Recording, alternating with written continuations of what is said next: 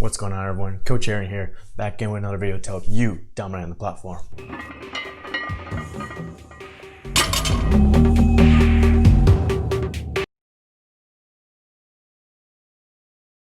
Alright everyone, welcome back to the channel. Welcome to another video.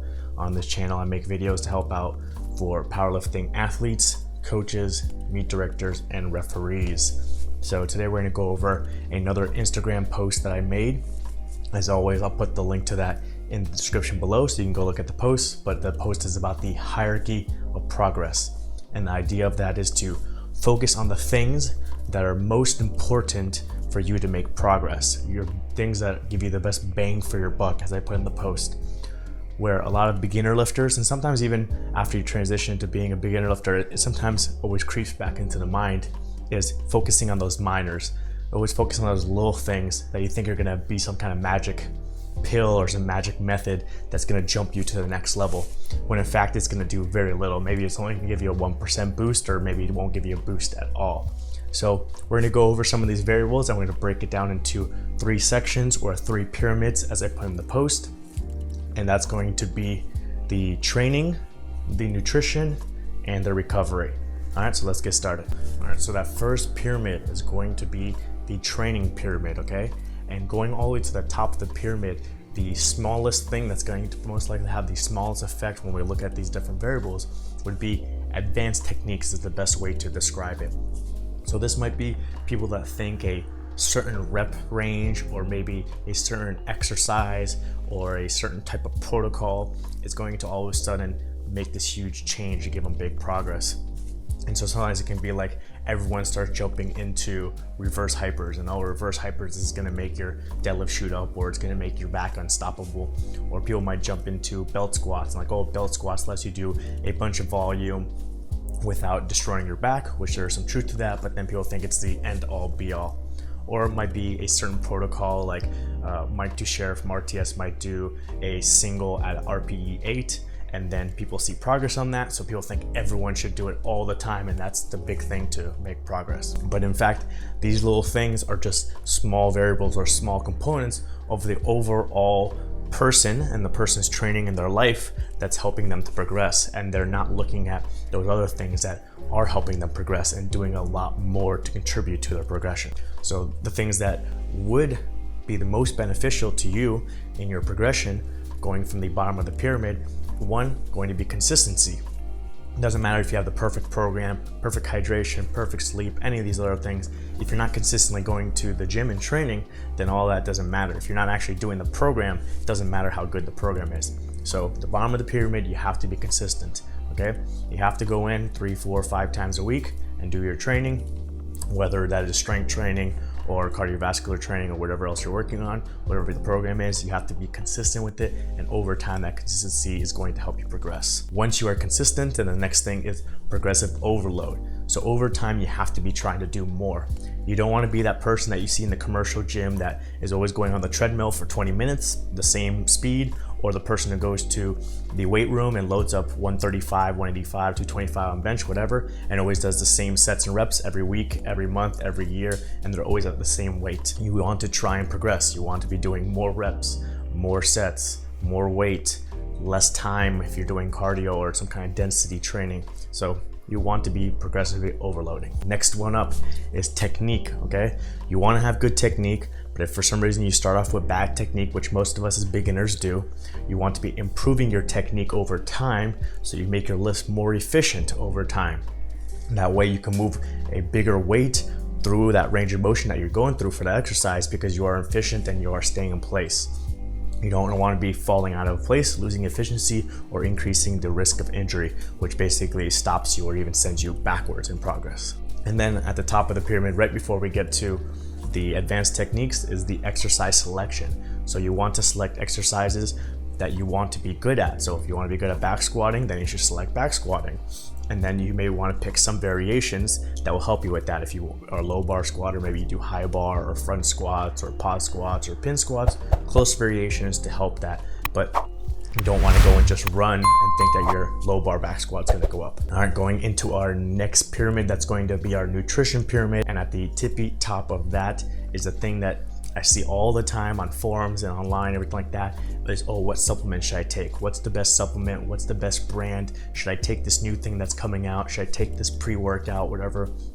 And as I've put in other videos, and I can put the little card to that above about supplements, is a lot of it's unregulated, a lot of it's bullshit, a lot of it has tainted stuff in there or things that are going to cause failures, and so you want to avoid all that. And it's meant to be supplement. That's in the literal word, that's the definition of it. It's meant to supplement your nutrition or supplement your training or supplement your sleep, whatever your supplement or medication or pill or whatever you are taking. Okay, so you don't want to just jump straight to the top of the pyramid and focus on supplements. Instead, you want to focus on the meat of the pyramid, starting at the bottom, that is energy balance, calories in versus calories out. So you want to focus on that first. If you want to gain weight, then you need to increase your calories in to get into a surplus. If you want to lose weight, then you have to decrease the calories either by your nutrition or increasing the calories you burn by cardio and exercise, so that you can then get into that caloric deficit. And if you just want to maintain, then you want to create that balance where you're basically at zero, going one step above that. Now that you have your calories down, you want to focus on your macronutrient breakdown. So you don't want to have 100% carbs and have zero fat and zero protein. You want to make sure you have a correct balance for you, for whatever your needs are as far as your training, if you need more protein, if you need more carbs, and whatever health issues that you have, and then whatever types of food or the way you like to eat, if you like to do low fat or if you like to do low carb, whatever. One step above that now is the micronutrients. So now that you have the calories down, the macros down, you want to look at the micronutrients, make sure you're not deficient in any certain areas. If you're someone who's maybe in a hot area, sweats a lot doing cardio, maybe you want to look at your salt intake and things of that nature. And then one step above that, becoming less important, unless you are on some kind of extreme, is the nutrient timing. Okay, so you want to make sure you're spacing out your meals throughout the day and before workout and after workout appropriately. You don't want to just have like 100% of your calories after your workout and then not having breakfast or not having dinner or anything like that. And then, like I said, once you have all that stuff down, maybe the supplements will make a difference, but oftentimes they do not. All right, going into our last pyramid, that is going to be the recovery pyramid. And that is going to include some things from the previous two pyramids, because obviously these are all overlapping ideas and overlapping variables. They are not all separate, okay? But at the top of that pyramid is going to be recovery tools. This has become a pretty big industry these days of everyone trying to sell some kind of ball, some kind of stick, some kind of cooling machine, some kind of whatever that's going to make you recover or fix whatever aches you're in or fix whatever injuries you have, instantly heal you so you can get right back to training unstoppable with unlimited amounts of volume. What we find out is that this isn't true. A lot of people go and buy these little gimmicky things and try them out and see like maybe they make a little bit of difference or they don't make a difference at all. So let's look at that meat of that pyramid, that bottom stuff, starting with the very bottom. Sleep is very important. You have to get the right amount of sleep in. If you're only sleeping 2 or 3 hours a night because you're taking in too much caffeine, you're training, you're going to work, you're in school, you're studying, and then you don't have time to sleep, well, eventually that's going to add up. It's going to hurt your recovery, your stress is going to go up, and then it's going to lead to lower progress, stagnation, or maybe injury. One step above that, like I said, all these things are overlapping. It's the programming. So programming is important to recovery.